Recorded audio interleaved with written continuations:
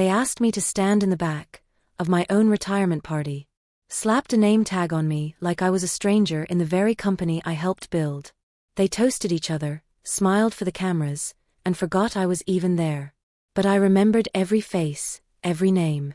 And before they could even clear the cake plates, I was already planning something they'd never forget. You work 38 years at a place, and you think, maybe foolishly, that it'll mean something when you leave. I'm not saying I expected fireworks or a brass band.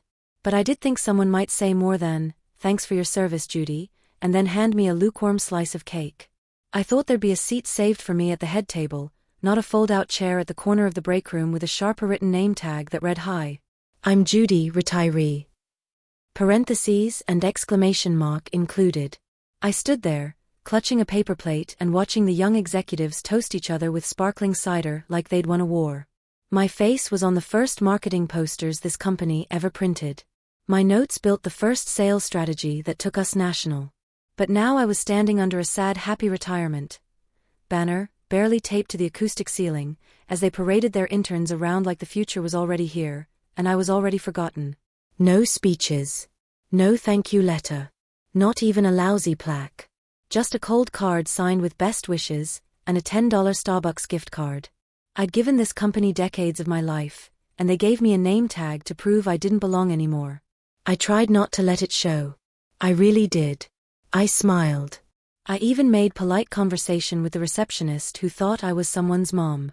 I didn't cry, not until later, alone in the parking lot with my half-deflated balloon string tangled around my wrist. They'd already moved my things out of the office that morning. No one even asked if I wanted to keep the chair I paid for myself. The little desk plant I'd raised from a sapling? Dumped. My drawer full of training notes and mentorship letters? Digitized, they said. Which I found out later was code for tossed out because no one wanted to scan all those old papers. I sat in my car for a long time that night. Staring at the building I helped grow from 5 people in a basement suite to a 100-person firm in a 3-story office. And I thought, they'll forget me tomorrow. But I'll remember everything. That was the night something inside me shifted. I didn't want to just walk away and grow tomatoes. Not with that bitter taste in my mouth. I wasn't angry they were young. I wasn't even angry they were replacing me. I was angry they thought I didn't matter. That I was disposable. And I knew then, I wasn't going to fade into the background. I was going to become the background. 2 weeks after the party, I started showing up at the public library every day. Same cardigan, same quiet shoes. No one paid me much attention, which was perfect. Because I had a plan. First, I looked into the company's name. You'd think something as valuable as a name, especially one with brand recognition in 5 states, would be locked up tighter than Fort Knox. It wasn't. Turns out, the company had never bothered to renew their federal trademark registration. I couldn't believe it either. The name was still theirs locally, sure, but federally? It had lapsed a year ago. Now I'm no tech genius, but I do know how to fill out a form. And I sure as heck know how to follow directions. I had time. I had focus. And I had one beautiful steel blue cardigan to wear like armor while I applied for that name under my name. Judy Elaine Harmon. I wasn't trying to steal it. Not at first. But I thought, if they didn't care enough to protect it, why not make sure someone responsible does? Next, I created an LLC. Just a holding company, nothing fancy. Registered in my home state. Then I bought the domain names they'd forgotten to renew. The .com, the .org, even the .co just for fun. All under my new business. I got a basic logo done online. Simple, but clean. Strong. I didn't tell anyone. I kept going to the library every day, reading up on business law, branding rights, cease and desist letters. All the things you never think you'll need to know until one day you're standing in the rain with a balloon string around your wrist and the taste of stale cake in your mouth. I knew I had something powerful. And I was just getting started. The first time I saw their ad campaign, the one with the new interns in their navy suits and coffee cups and fake candid smiles, I just smiled back at the screen. They'd splashed the company name everywhere. On billboards. On podcasts. On LinkedIn banners and airport ads. My name now. My trademark. My company. Oh, they didn't know it yet. But I did. And when the time was right, I was going to remind them. Not with a lawsuit. Not with anger. With ownership. Because the thing about being underestimated is, people don't see you coming until it's too late. And the thing about building something from the ground up? You always know how to take it back. I didn't rush it. Revenge, real revenge, is never loud or messy. Not if you do it right. It's silent. Surgical. It walks in wearing soft shoes and a smile. And so I waited. Quietly. Patiently. I didn't need to storm into the building or demand to be heard. I already had something more powerful than a seat at their table. I had their name. And they had no idea. I kept checking the status of my trademark application. Day after day. There was one hiccup, a request for clarification on the intended use. So I drafted a beautifully detailed explanation. I even threw in a mock-up of my new business website. Just enough to prove intent, not enough to attract attention. And then one Tuesday morning in late April, an email arrived in my inbox. Your federal trademark has been approved. That's when I smiled, really smiled, for the first time since the party. I opened a bottle of sparkling apple cider I'd been saving for no real reason, poured it into a champagne glass from the back of my cabinet, raised it to the light. To Judy Harmon, I said aloud, owner of what they threw away. Of course, I didn't stop there. I'd spent nearly 4 decades in that company. I knew its bones. I knew its blind spots. And I knew exactly where the seams were, the weak stitching they'd never bothered to reinforce once I was gone. For starters, I knew who they were outsourcing their branding to, a mid-sized marketing firm downtown with more turnover than a bakery. So I reached out. Not as Judy, but as the legal owner of the trademark. And I politely requested they cease all use of my name. It took them a week to respond, and when they did, it was panicked and defensive. Wait, who exactly are you? I told them. They Googled me. They remembered. By the time the second email arrived, we were unaware of this situation, we're just the design agency. I already had my next move in motion. The second wave came in the form of a professional letter. No drama. Just documentation. I mailed it directly to the CEO, the same one who had cheerfully clinked glasses with interns while I sat in the corner of my own retirement party. The letter was straightforward. Dear CEO. This is to inform you that the federal trademark for company name is no longer under your ownership and has been legally transferred and approved to my register holding company as of date. You are currently using a federally registered trademark without license or permission. Kindly refrain from any further commercial use of the name across digital, print, and physical branding within 30 days to avoid legal escalation. Respectfully, Judith E. Harmon. I mailed it certified. Tracked the signature. Waited. 3 days later, I got a call. From his assistant. We'd love to schedule a call with you, Ms. Harmon, to clear up any confusion. I said I was available next week. I let them stew. Because I knew what they were just realizing. They couldn't sell their service. They couldn't pitch their investors. They couldn't even update their website without violating my trademark. They didn't just lose a name. They lost the face of their brand. And all it took was one overlooked renewal form, and one retiree they thought would go quietly. By the time we got on the phone, the CEO's voice had changed. Still trying to sound calm, but I could hear the tightness around the edges. I admit this is unexpected, he said. Is it? I replied, gently. He tried to charm me, of course. Asked if I'd consider transferring ownership back, maybe even for a fee. A few thousand, he offered. Maybe 10. I laughed. Not bitterly. Just, genuinely amused. You made me wear a name tag, I said. Silence. I'm sorry, he said. I was in your company for 38 years. And the only thing you gave me with my name on it was a sticker. More silence. Then he stammered, I didn't mean any disrespect. But you did. And now, I don't mean any either. I'm just doing business. He cleared his throat. We're prepared to make a real offer. I'm not selling the name, I said. I'm using it. He laughed nervously. To do what? I smiled. To build something better. And I hung up. The next 2 months were some of the most thrilling of my life. I didn't rebuild the same company, I had no interest in spreadsheets and staff meetings again. No, I created a consultancy, one focused on rebuilding toxic company cultures and protecting legacy employees. I called it Harmon and Company, under the umbrella of the original company name. My company now. I hired 3 retired executives I used to know. I brought on a few bright young women who'd been pushed out by corporate boys' clubs. And we built it lean, focused, and smart. I launched quietly. But I didn't stay quiet for long. The first article hit LinkedIn like a spark on dry grass. Retired executive reclaims former company name, and builds a business that honors the people behind it. They included a picture of me, steel blue cardigan, white blouse, standing tall outside a brick building with a new company sign behind me. My inbox exploded. Former clients, old partners, journalists, even some current employees from my old firm, asking if I was hiring. One woman wrote, "I worked there for 6 years and never felt seen. What you did. You made me feel like I mattered." I printed that message and framed it. By summer, their rebranding efforts were frantic.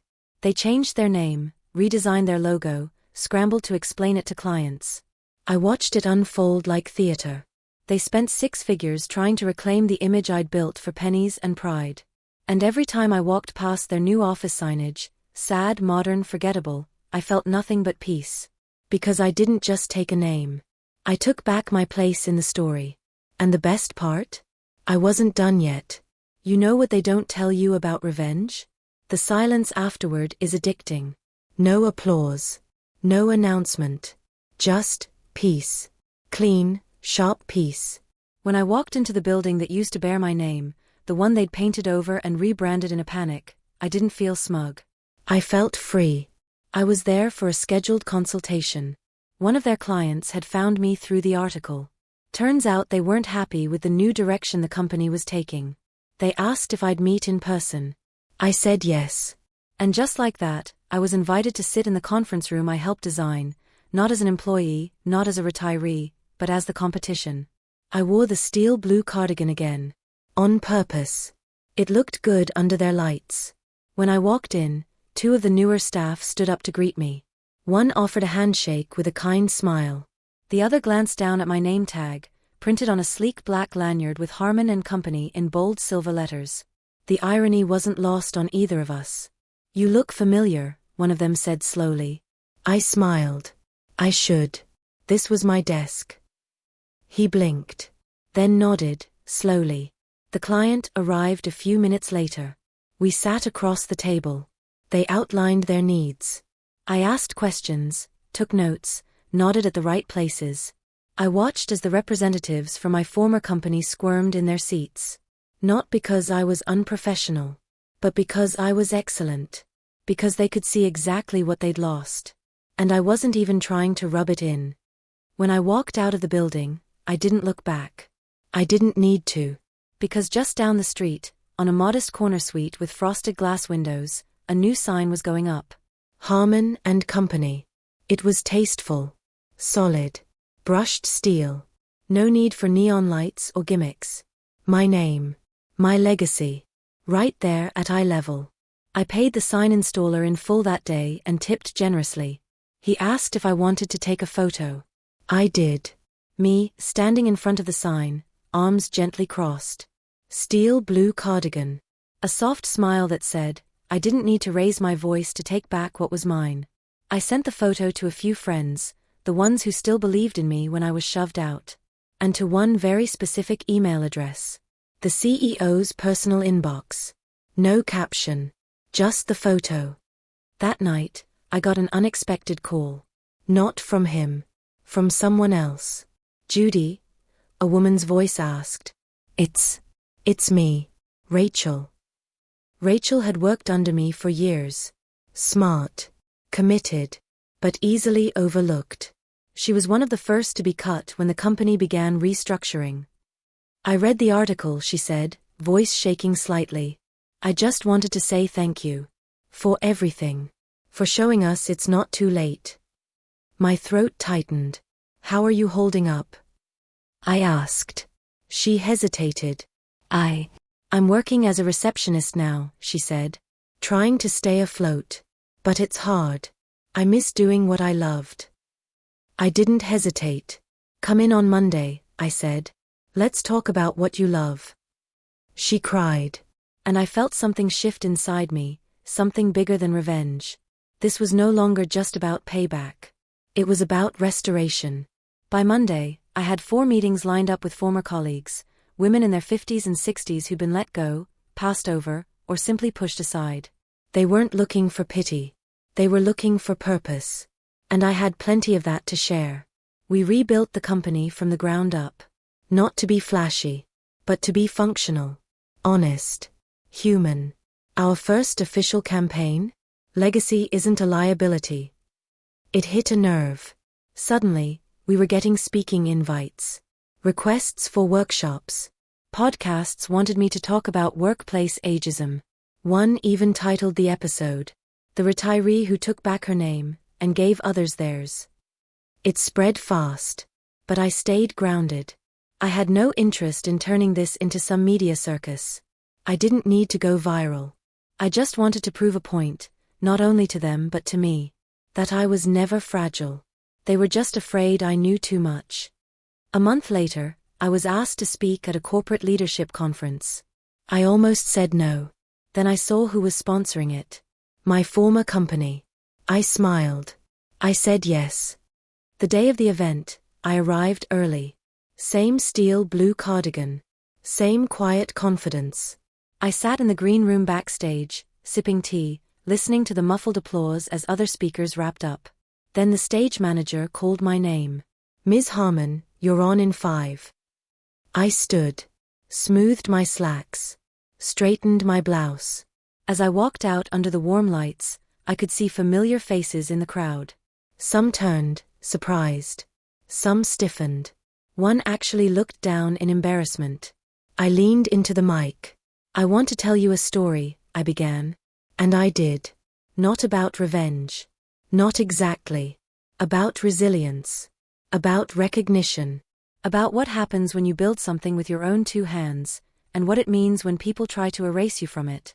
I told them about the party, the name tag, the silence. And then I told them what came next. I didn't name names. I didn't need to. By the time I was done, the room was dead quiet. Then it erupted in applause. I didn't cry, but my heart swelled. Because I'd taken back the only thing that ever mattered, not the company. My dignity. Backstage, one of the younger women who helped organize the event ran up to me. "Ms. Harmon," she said breathlessly, "your story, it's exactly what I needed to hear. They make us feel like we're disposable. Like we're lucky to even be here." I placed a hand on her shoulder. "No one who builds something real is ever disposable," I said. "Don't let them convince you otherwise." And for the first time in a long time, I felt whole again. Not because I had won, but because I had healed. And healing, when it's earned, is the loudest victory of all. They say revenge is sweet. But it's more than that. It's clarifying. It's standing on your own 2 feet after someone tried to sweep the floor out from under you, and realizing they were never the foundation. You were.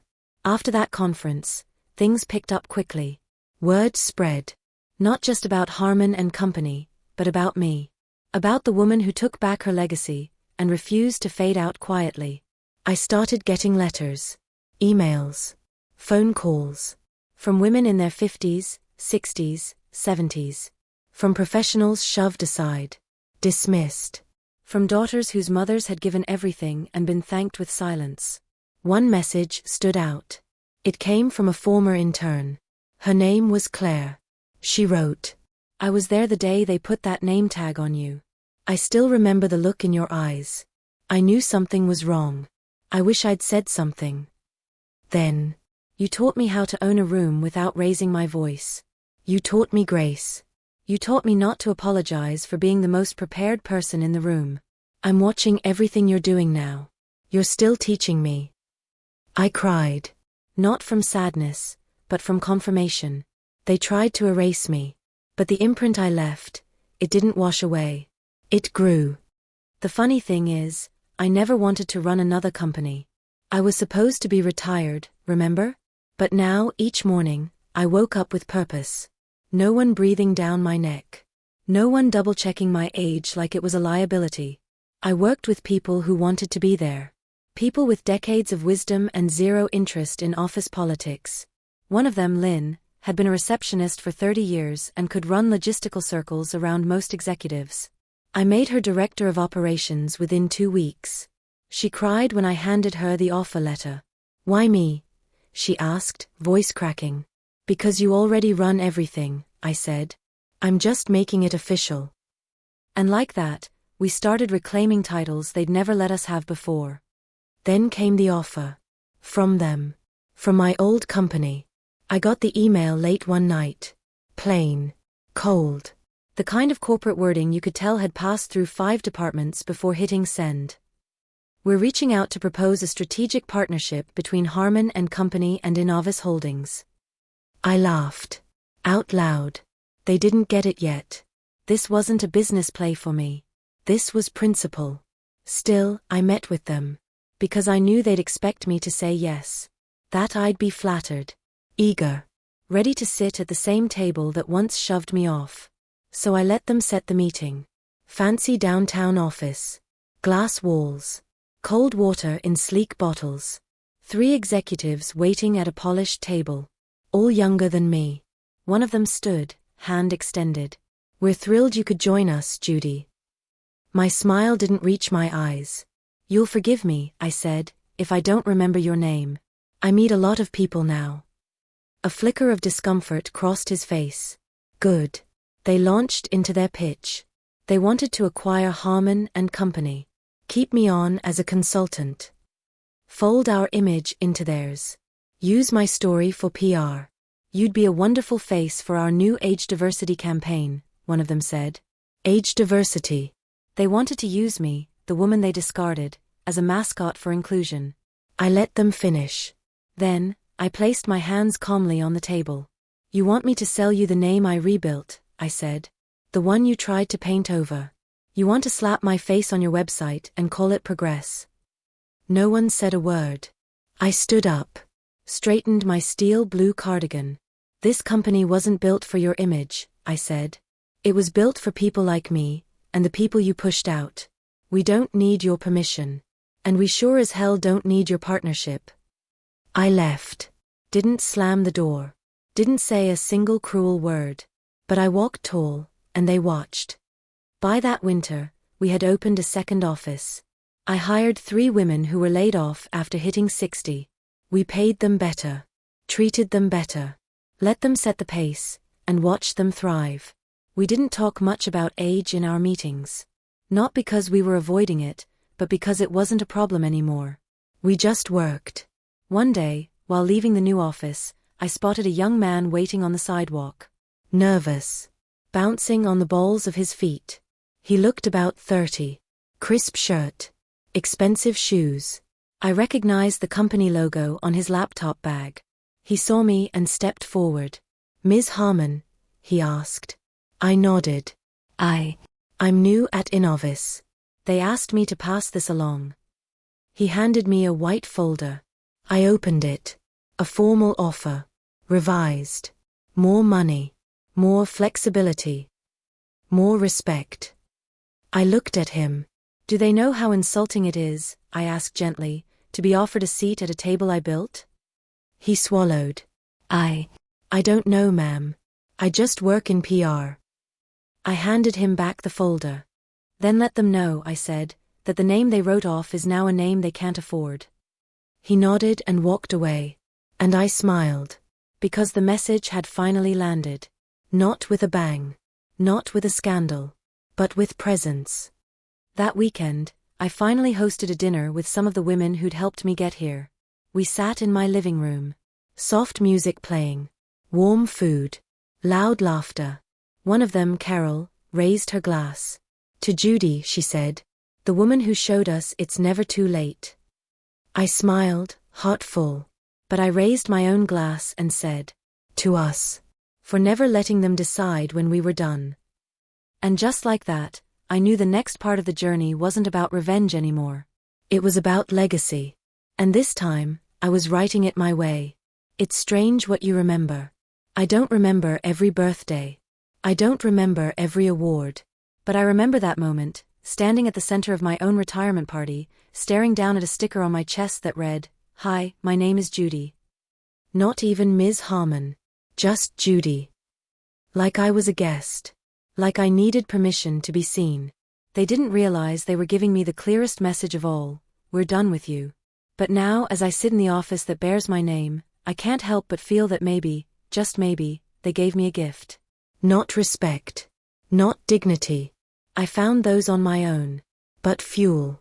That day lit a fire under me that no amount of ageism could put out. I'd been thinking a lot about expansion. Not just offices. Impact. I wanted to launch a mentorship initiative, not just for older professionals, but for young women who were already being taught that their ambition made them too much. Because I've lived long enough to know, the world doesn't just silence you when you turn 60. It starts earlier, in whispers, side eyes, and glass ceilings disguised as culture fit. So we started small. A pilot group of 10. 10 brilliant young women with dreams as sharp as razors. We paired each of them with a mentor from my team, all women over 55 who had been told their time had passed. Watching them meet for the first time was like watching flint meet steel. One of the youngest, a recent grad named Lena, told her mentor, "I didn't think people in companies even looked like you." Her mentor, June, age 68, former CFO, laughed and said, "They used to. They just stopped telling our stories." I watched from the doorway. Heart thudding. That was it. That was exactly why I started Harmon and Company. Because stories matter. And some of us were never given the mic. That week, an article dropped in Business Vision Weekly. Headline: From Retirement to Resurgence, the 75-year-old powerhouse behind Harmon and Company. They featured my photo. Steel blue cardigan. Quiet strength in my eyes. No retouching. No glamour. Just truth. And under it, in bold print, I was never done. They were just done listening. I didn't cry when I read it. I just breathed. Long and deep. Because that quote had circled in my head for months. Now, it lived on paper. Out in the world. They called me later to ask if I'd like to do a follow-up video interview. Their words, not mine. The response to your feature was overwhelming. People want more of your story. I agreed, but on one condition. I won't be interviewed in a studio, I said.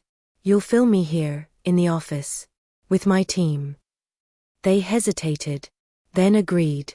The day they arrived, I wore the same cardigan. Same slacks. No makeup artist. No filters. Just real light through my windows and a quiet pride in my chest. They asked, "Do you feel like you've won?" And I answered, "I feel like I've returned. I never left." They just stopped looking. After the video went live, something unexpected happened. Job applications skyrocketed. But not just from older professionals. From everyone. Young women. Mothers returning to the workforce. People from rural towns, mid-career changers, even men who said they wanted to work for a place where experience matters more than image. And buried in that stack was a resume I recognized. From someone I never expected. The very assistant who once handed me the name tag. No cover letter. Just a short note at the bottom. I'm not proud of how that day went. I should have said something. I want to work for someone who'd never let that happen again. I didn't respond right away. I sat with it for a few days. Let the memory bubble up. I remembered her, young, eager, flustered. Probably just following orders. And I realized something. Sometimes people grow. Sometimes they regret. And sometimes, giving someone a second chance isn't weakness, it's power. So I called her in. Not for a scolding. Not for revenge. But to talk. And when she sat across from me, eyes low, voice unsure, I said, "I'm not hiring you because I forgive you. I'm hiring you because you learned. And that's more than most people ever do." Her shoulders dropped. Relief in her breath. Gratitude in her face. And I felt lighter. Not because I owed her anything. But because it reminded me, revenge isn't always about tearing down. Sometimes it's about building something they can't reach. One night, I walked past our office windows. The lights were still on. A few staff inside, laughing over late-night takeout. Someone playing jazz softly in the background. And I paused. My name, my actual name, was on the wall. Not a name tag. Not a sticker. A legacy. Mine. I stood there for a long time, watching them. Not intruding. Just letting it sink in. They could have ended my story. Instead, they handed me the pen. And I rewrote the whole damn book. It's funny what people remember me for now. Some say it was that article. Others mention the viral video interview. One even told me, "You made me believe I could start over, even at 63. But the moment I remember the most? It wasn't public. It was just me, standing alone at a podium in the very building I once thought I'd never see again, hosting a retirement celebration. But not mine.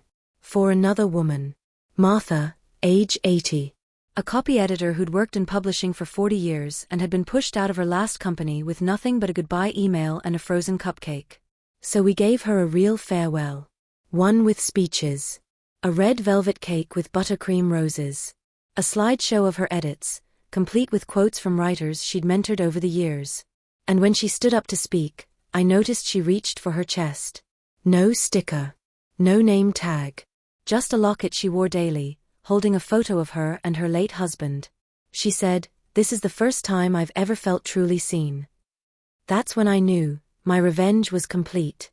It wasn't about slamming doors or spitting clever words in a boardroom. It was about replacing what they took from me, dignity, purpose, acknowledgement, and then sharing it with others. Revenge is sweetest when it multiplies into something beautiful. A month after that party, I was invited to a tech summit. Not as an attendee. As a keynote speaker. The theme? Experience over ego, why wisdom builds better companies. I laughed when I saw it. If only the people from my old company could see it now.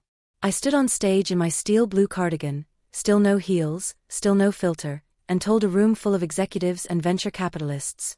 You spent decades worshipping youth because it was fast and cheap. But the truth is, experience doesn't just cost more, it saves more. Time. Mistakes. Reputations. I paused. Then added, "And if you don't make room for us, we'll build rooms without you." They clapped. Hard. Some were even on their feet. And backstage, a young woman approached me with tears in her eyes. She said, "My mother was pushed out at 55.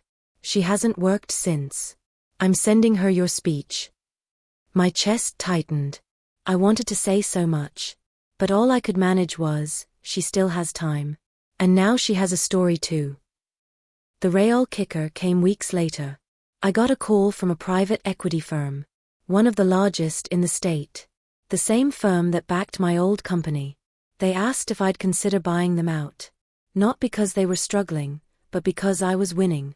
Harman & Company had stolen 3 of their biggest clients.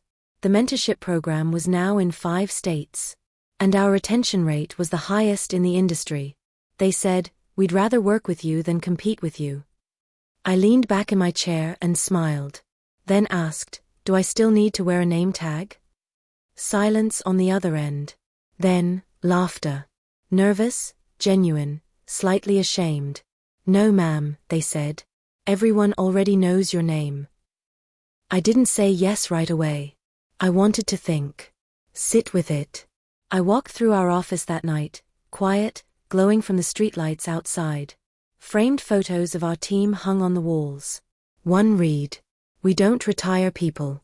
We rise with them." I smiled. Because I realized. I didn't need their company.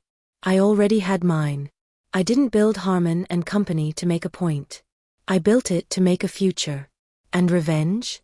It wasn't just sweet. It was sustainable. Now every time I walk through those glass doors, someone nods. Smiles. Greets me by name. No sticker. No forced pleasantries. Just respect. Earned. Lived. And when people ask how I did it, how I went from being erased to being undeniable, I say, they made me wear a name tag to make me small. I took the name and made it bigger than they ever dreamed. That's what you do with disrespect, you turn it into your signature.